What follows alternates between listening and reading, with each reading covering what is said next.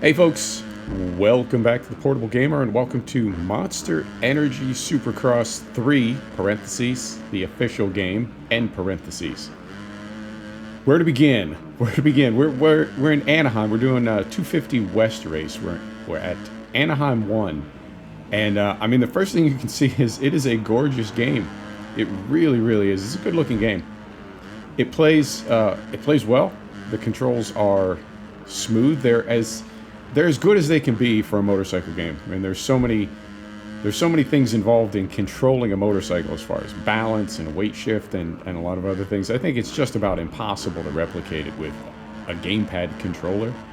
But Milestone does as good or better a job as anybody at letting you have an actual feeling that you're controlling a motorcycle with a gamepad. So in that way, all good stuff. It's definitely a fun game. It's very challenging.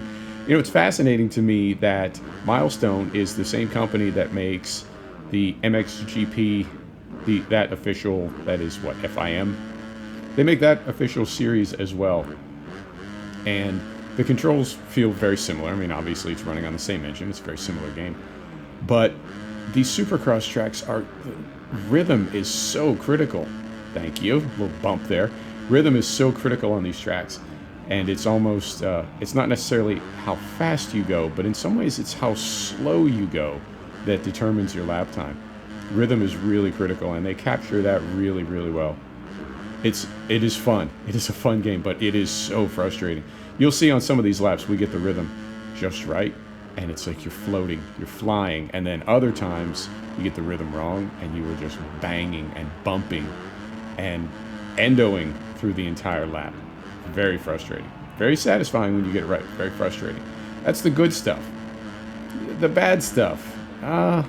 You know, $50?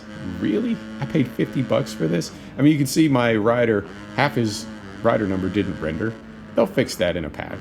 Not a big deal, but also sort of a big deal because I know I'm not the first person that has seen that in testing. Sometimes the numbers don't render. Well, all right. So they'll fix little things like that, little ticky-tack stuff. The main thing for me, and my main complaint, honestly, about the game is it's exactly the same. They reused character models. They reused virtually all of the assets for the purchasable items, the in-game purchasable items. So all the pajamas are the same. Majority of the helmets are the same. All the parts for the bikes are the same. It sounds like the majority of the commentary from the announcers is the same, right? I'm guessing the track models are the same. The game does look a little more crisp. It looks a little brighter. But really when you're playing, I mean, is that super critical? Now I play in the in-helmet camera. As we're doing this video, this is a replay, and I'm using the third-person camera, but I play in the helmet camera, which is part of the reason why some of these laps are so sloppy. It's a hard game. It is. But, you know, when I have the helmet on, I'm not really looking at my surroundings. I'm more concerned about how the controls feel, how it feels to control the bike, to actually ride the bike. Right? That's the stuff that I'm worried about. So it is a great looking game. And I think they've made it look a little better. But, really? $50? I don't know. The compound is different. The compound is where you go to train, but again, in all the times that I've played either Monster Energy Supercross 2, which is when I came into the franchise, or when I've played any of the MXGP games, the compound, I really don't spend a lot of time there. Mostly I race. So it's cool that they've done some things with the compound, but $50? I don't know. You know, the thing about a franchise game, I look at a game like this and I think this is a DLC. This is a $14.99 DLC for the 2019 season, and I'll pay $50 for this game. Well, I already did.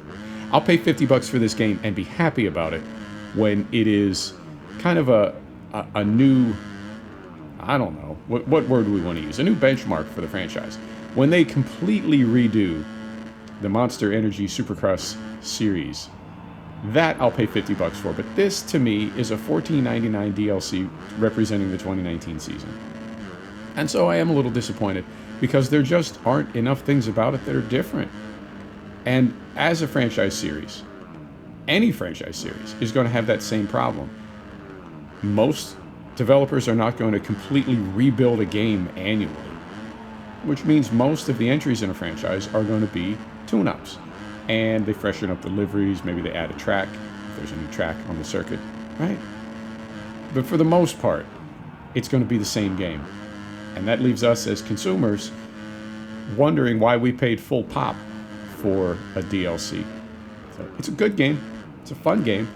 Ultimately, you know, it's going to be up to you whether or not this is something that you want to buy straight away or wait a little while until both the patches come out. And there will be one this week sometime. Milestone is pretty good about that. I can't say they're great about it. They're pretty good about it.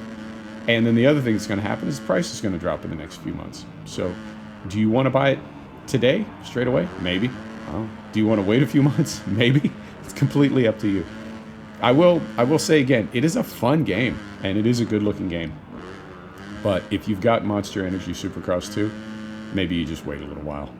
Wait till the price comes down, because it's, for me, having both, and having paid full price for both, I am a little disappointed, I have to say. So, that's all I got for you. Thanks for stopping back to check out The Portable Gamer. Thanks for joining us for our first episode, possibly our last episode, of Monster Energy Supercross 3. See you next time. Take care now.